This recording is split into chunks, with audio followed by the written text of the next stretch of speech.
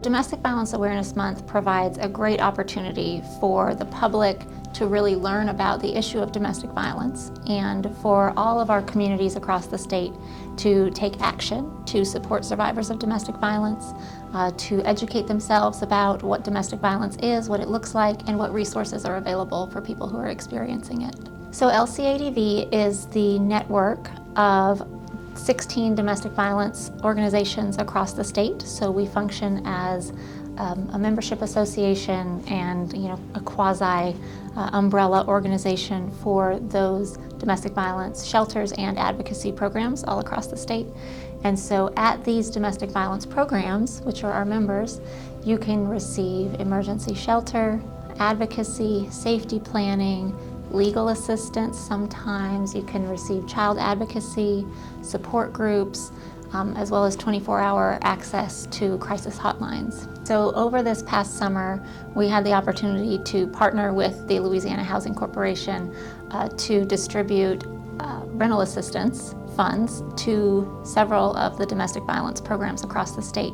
So we were able to use some emergency rental assistance funding in order to help the shelters provide rental assistance for domestic violence survivors. So a lot of times you might come into a domestic violence shelter and you have a short time to stay at that shelter, and then what, right? So that's a lot of times where we run into problems, is that after that 40, 45, 50-day stay in a domestic violence shelter, there's kind of a lack of longer-term housing resources.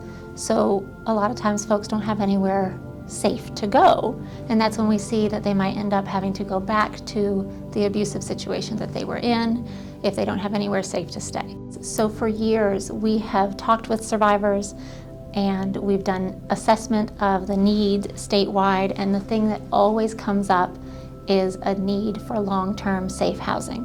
That is one of the most common unmet needs for a domestic violence survivor. You are not able to stay safe if you don't have a place to live.